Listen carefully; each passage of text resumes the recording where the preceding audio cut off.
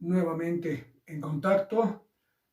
En esta oportunidad vamos a hablar de las áreas cerebrales y del tálamo, un núcleo intracerebral que va a permitir la distribución de información que va a ir a toda la corteza cerebral.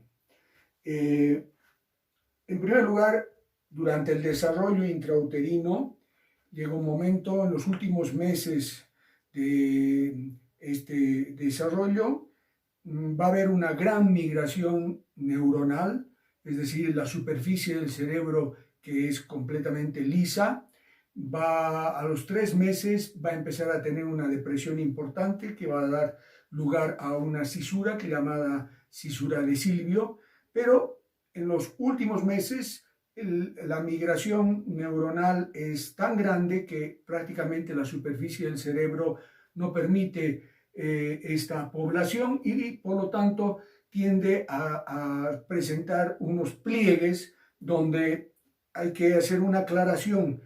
La cúpula, es decir, toda la parte superficial de la corteza cerebral, es decir, va a recibir el nombre desde el punto de vista anatómico de circunvolución. Actualmente se utiliza más la terminología de giro y va a tener una serie de surcos que esta población neuronal que es sustancia gris, es decir, cuerpos neuronales, también va a estar presente al fondo del surco, es decir, vuelvo con el concepto, se aumenta la superficie de la corteza cerebral para dar cabida a mayor población neuronal. Brodmann, Corbinian Brodmann, ha sido un neurólogo psiquiatra que se ha dado el trabajo de, utilizando tinciones, hacer un estudio citoarquitectónico de toda esta población neuronal, es decir, hace divisiones de poblaciones neuronales y él va a relatar 52 áreas que les va a dar una numeración, 52 áreas cerebrales que hoy en día prácticamente desde el punto de vista funcional se reducen a 47. Vamos a hacer el dibujo.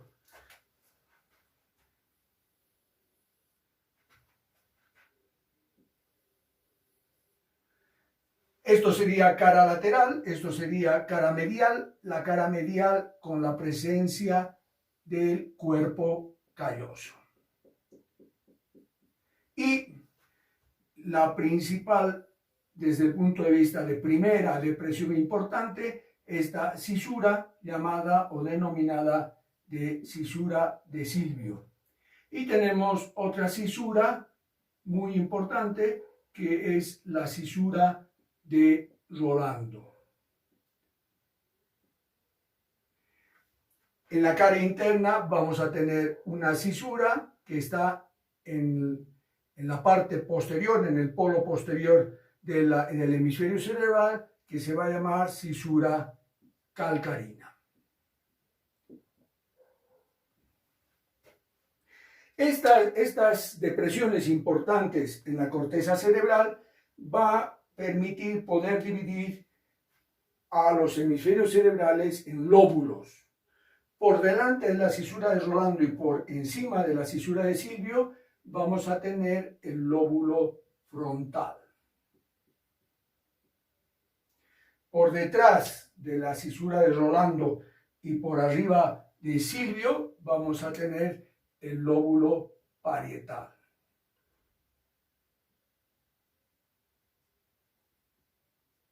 Por debajo de Silvio vamos a tener el lóbulo temporal.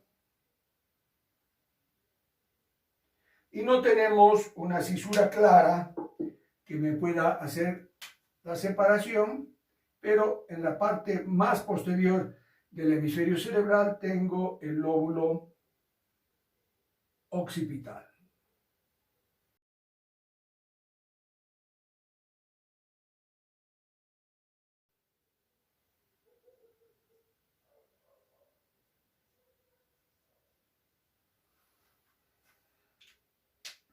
Si abro Silvio, es decir, si la cisura de Silvio la separo, En el fondo voy a encontrar un hemisferio que está escondido, que se denomina, es decir, si yo abro Silvio, al fondo voy a entrar el lóbulo de la ínsula.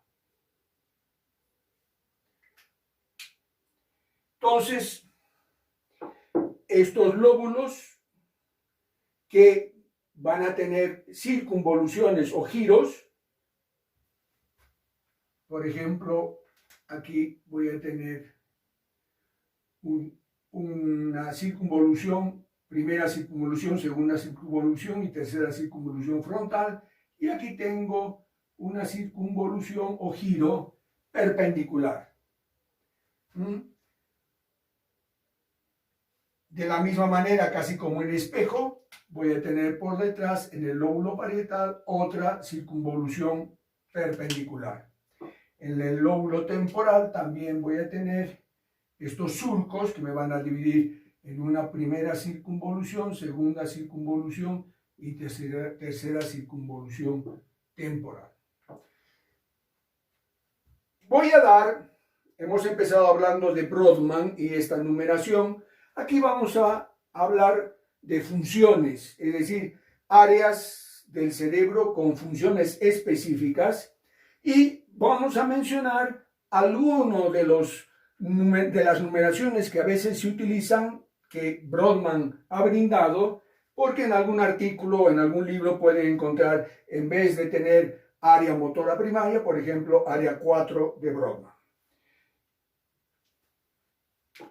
El área motora primaria va a estar por delante de la cisura de Rolando en esta circunvolución frontal ascendente. Entonces, aquí tenemos el área motora primaria. En primer lugar, función del área motora primaria es actividad motora voluntaria. Y ya hemos dicho en clases anteriores que en esa área motora primaria tenemos una representación esquemática de nuestro cuerpo, donde va a tener mayor representación áreas con mayor actividad motora, como por ejemplo la cara, que tiene muchísima actividad motora en la expresión facial, la mano, un tórax mucho más pequeño porque prácticamente no tiene mucha actividad motora, y en la cara interna vamos a tener la representación muslo, pierna y un pie mucho más grande. Entonces tenemos área motora primaria, repito, actividad motora voluntaria, y área 4 de Brodmann. Área 4 de Brodmann.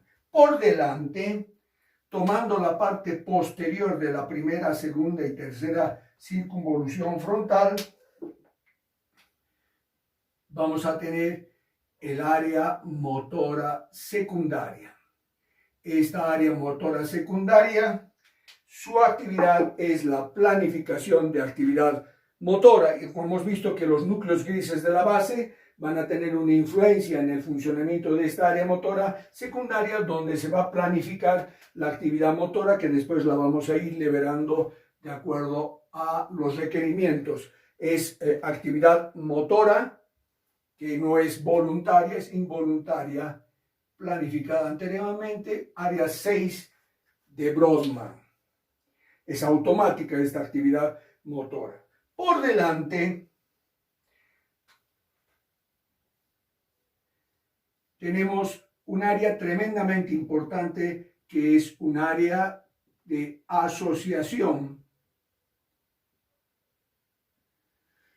que prácticamente desde el punto de vista de evolución hemos ganado desde el punto de vista evolutivo, los homínidos, las especies que nos han antecedido, tenían prácticamente, como por ejemplo Cro-Magnon, el hombre de Cro-Magnon, no tenía mucha esta zona de asociación, y por lo tanto el cráneo crece de acuerdo a las presiones del cerebro. El cerebro se va desarrollando y el cráneo va cediendo de acuerdo a este desarrollo del cerebro. Y vuelvo a repetir, el hombre de Cro-Magnon, prácticamente su cráneo era más parecido al de un simio que al hombre presente, que es el Homo sapiens, que lo que hemos ganado es esta área de asociación del prefrontal. Ha ido empujando la frente este crecimiento cerebral evolutivo y la frente se ha ido perpendiculizando. Antes estaba tirado hacia atrás, lo cual en los monos, por ejemplo, en los simios, tenemos mucho más el reborde de la órbita y el cráneo tirado hacia atrás. Esta área de asociación va a tener, pues justamente es el responsable de la revolución cognitiva, es decir, en esta área de asociación vamos a tener la función del razonamiento, del entendimiento, de la comprensión. Tenemos una actividad prácticamente, netamente de la razón en esta área de asociación que es el prefrontal. No es solamente que nos permite la parte de comprensión, sino un análisis detallado de todo lo que hacemos. Por eso algunos autores lo van a simbolizar, esta área con el dios Jano, es decir, la figura de las dos caras, haciendo un análisis de todo lo que hemos pasado, un análisis reflexivo de lo que hemos vivido y siempre una planificación permanentemente en nuestros aspectos mentales. Estamos realizando actividad planificadora de nuestro futuro. Hay un término, hay una palabra alemana, Dasein, que significa estar ahí, pero esta palabra tiene un significado mucho más profundo. No es solamente que yo estoy, sino que a su vez trasciendo con mis actividades. Todo lo que surge de esta área prefrontal va a ser una trascendencia de mi actividad con responsabilidad, es decir, yo planifico en el área de asociación prefrontal y por lo tanto todo lo que hago en base a esa planificación siempre va a llevar acompañando la responsabilidad de ese acto. Yo trasciendo a través de estos actos planificados. Esto tiene una importancia tremenda desde el punto de vista legal, porque todo lo que surge del prefrontal es una actividad premeditada, es decir, yo ya lo he planificado con anticipación. La voluntad, esta actividad de la voluntad está en el prefrontal. Aquellas personas que necesitan y requieren una gran actividad de fuerza interna para poder sobrellevar algo, surge del prefrontal. Estamos hablando de gente que depende del alcohol, que depende de las drogas. Yo como médico veo un fracaso rotundo desde el punto de vista terapéutico cuando las familias llevan a los pacientes a la consulta y el interesado no transmite ese compromiso de poder salir adelante. Por lo tanto, prácticamente es un fracaso terapéutico porque no va a poner un empeño desde el punto de vista de voluntad para poder salir de esta situación patológica. Hemos hablado en otra grabación, en otro video, de lo que es la memoria, una memoria activa, una memoria de trabajo, es una memoria a corto plazo, donde yo voy a manejar actividad de información que me llega del exterior para poder consolidarla en una memoria a largo plazo. Pero esta actividad que se maneja esta información con una codificación del lenguaje está presente en el prefrontal. Entonces, esta área de memoria junto con la planificación tiene un papel fundamental con las actividades de tipo ejecutivas. Yo ejecuto porque me valgo de la memoria, esta memoria activa o memoria de trabajo, que va a tener una función desde el punto de vista del sistema nervioso central de brindar una especial atención y dos herramientas que son el bucle articulatorio de la palabra, es decir, hemos dicho con codificación del lenguaje, y el otro un bloc, es decir, como si yo utilizara esa memoria anotando cosas, por eso un bloc visual y espacial. También en este prefrontal se va a poder integrar y elaborar emociones secundarias. Después, cuando veamos el tema de emociones, vamos a ver que son respuestas inmediatas, pero que no juegan con la cognición. Y en esta área prefrontal podemos tener emociones diferentes, emociones elaboradas, como pueden ser el orgullo, como pueden ser los celos, la vergüenza. La vergüenza es una emoción tremendamente importante desde el punto de vista de relación, de actividad social.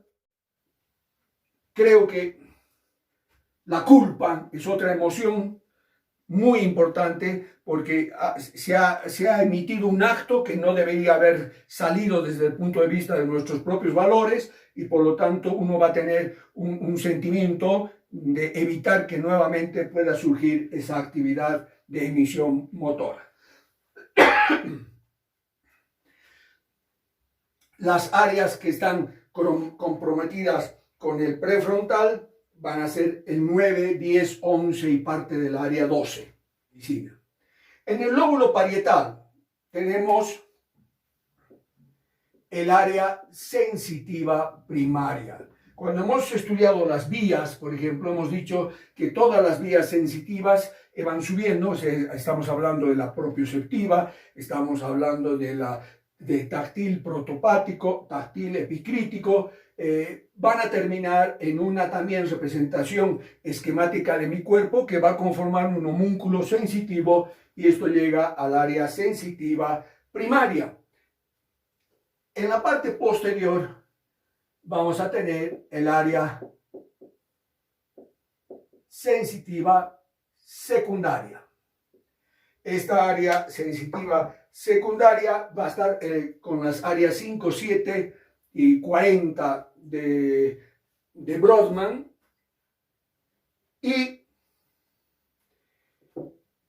pasaremos al lóbulo temporal, donde en el lóbulo temporal vamos a tener el área auditiva primaria o área 41 de Brodmann. Y a su alrededor el área 22, que es el área auditiva secundaria. Área 21 y 22, área auditiva secundaria. Alrededor de la cisura calcarina yo voy a tener toda el área visual primaria o área 17 de Brodmann y su alrededor va a conformar el área 18 y 19 como área visual secundaria, visual primaria y visual secundaria. Entre el lóbulo parietal, el lóbulo temporal y el lóbulo occipital, yo voy a tener otra gran área de asociación denominada área de asociación parieto temporo occipital. Es decir, si a mí me llega información auditiva, va a llegar primariamente al área auditiva primaria, luego va a pasar al área auditiva secundaria y luego esto se va a terminar de elaborar en el área de asociación parieto temporo occipital. De la misma manera, si yo tengo información visual, primero llega al área visual primaria, pase al área visual secundaria y posteriormente se termina de elaborar en el área de asociación parieto temporo occipital. De la misma forma, si yo tengo información sensitiva, primero llega al área sensitiva primaria, pasa al área sensitiva secundaria y termina de elaborarse esa información en el área parieto temporo occipital. Es decir, que siempre yo voy a tener una secuencia de que la información va a llegar a áreas sensitivas o sensoriales primarias, van a pasar al área sensitiva secundaria, luego pasan a áreas de asociación, y aquí utilizo el plural de áreas. ¿Por qué? Porque mucha de la información que esté comprometida conmigo del área parieto temporo occipital se va a enviar al área prefrontal. Es decir, yo como áreas de asociación tengo el área parieto temporo occipital y áreas prefrontal. Si existe una respuesta, esta información va a pasar al área motora secundaria y yo ejecuto la actividad motora con el área motora primaria. Esta secuencia siempre se da en el funcionamiento cerebral y, por supuesto, todos funcionamos de la misma manera. Nosotros recibimos un estímulo del exterior y todas las personas funcionan igual, integrando esta información que lo vamos a llamar sensación. Pero cuando llega al área de asociación parieto-temporo-occipital, cada uno elabora una información diferente, porque yo tengo una vida psíquica, yo tengo memoria guardada de toda una serie de actividades, y cuando a mí me llega la información, permanentemente la asocio con toda esa información que yo tengo interna, y por lo tanto esto es subjetivo, es personal. Todos percibimos diferente. Percepción. Entonces, la sensación, desde el punto de vista funcional, vivimos y se integra de la misma manera en todos los cerebros, pero la percepción en el área parieto-temporo-occipital es completamente diferente. Siempre estamos asociando a lo que tenemos guardado desde el punto de vista de experiencias y emociones. Bien, para pasar al siguiente tema que yo quiero utilizar como contenido de este video, vamos a hablar del tálamo. Es decir, hemos dicho que la información va a ingresar al cerebro. El tálamo es un núcleo que está metido dentro de los hemisferios cerebrales. Por ejemplo, si yo tengo un hemisferio cerebral y tengo otro hemisferio cerebral, yo aquí tengo los ventrículos laterales y en el diencéfalo yo tengo el tercer ventrículo. Y como pared de los tercer ventrículos yo tengo los tálamos de cada hemisferio cerebral. Estos tálamos yo lo voy a sacar de acá y lo voy a dibujar afuera para que esté más claro. El tálamo es una estructura ovoidea de sustancia gris, que la cara externa de este tálamo va a tener una cubierta de sustancia blanca que se llama lámina medular externa, y internamente vamos a tener una lámina medular interna, es decir, una lámina de sustancia blanca que va a dividir al tálamo en un tálamo anterior, en un tálamo medial y en un tálamo lateral. Aquí en este dibujo del tálamo es como si el tálamo estuviera recostado. Esta parte es ventral, es lateral. Aquí yo tengo la parte medial y esta es la parte anterior y esta sería la parte posterior del tálamo. El tálamo, sustancia gris, hemos dicho, poblaciones neuronales dividida en núcleos. Por ejemplo, quizás para que esté más claro esto, está muy recargada la pizarra.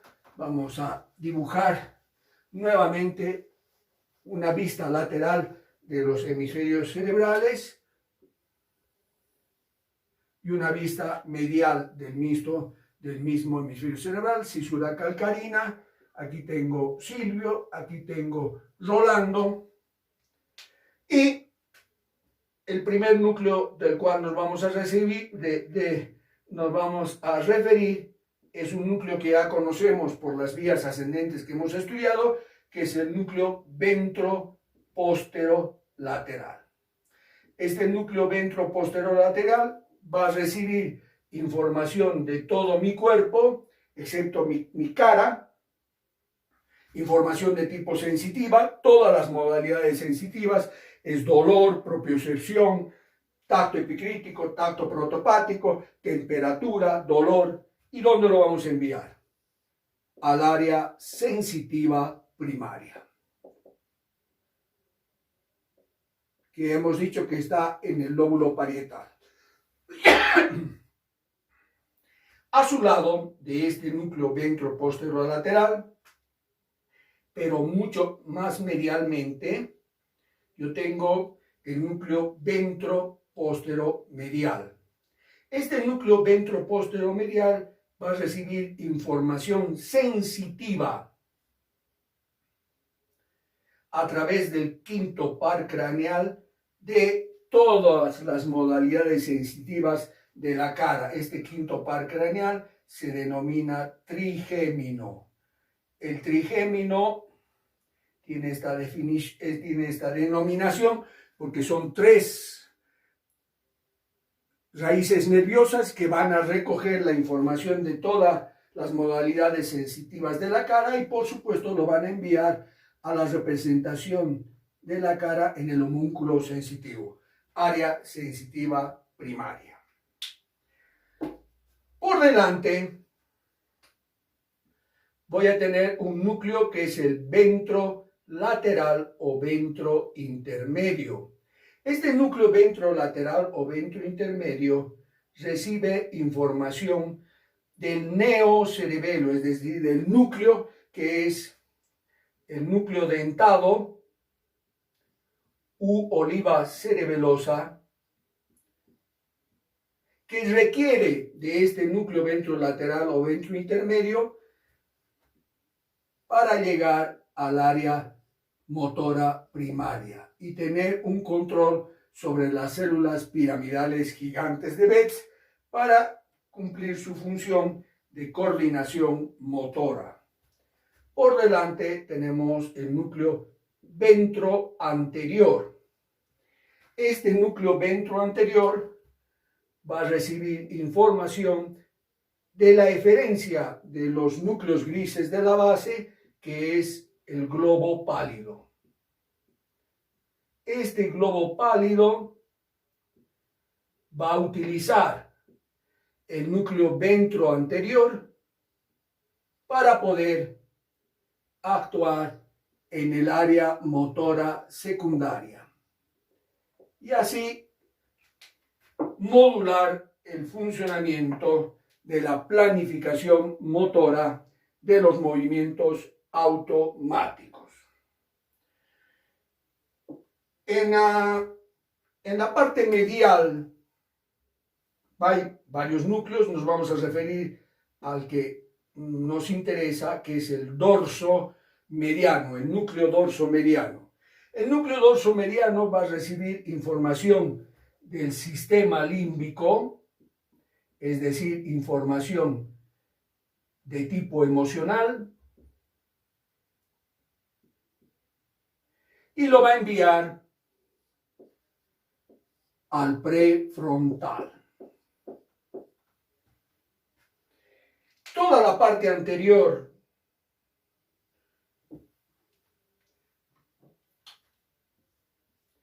o sea, el núcleo anterior del tálamo,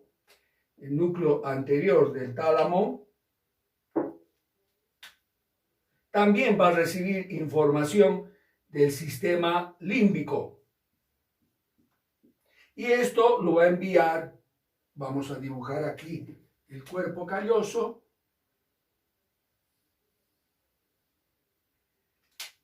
lo va a enviar a la cara interna del hemisferio cerebral, a una circunvolución que está alrededor del cuerpo calloso, que se va a llamar cíngulo y que tiene mucha relevancia en la actividad de tipo emocional.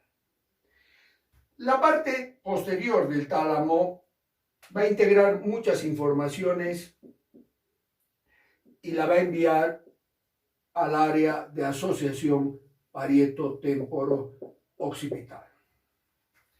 De esta parte posterior, que se llama pulvinar, esta parte posterior del tálamo, de ahí van a colgar 2 núcleos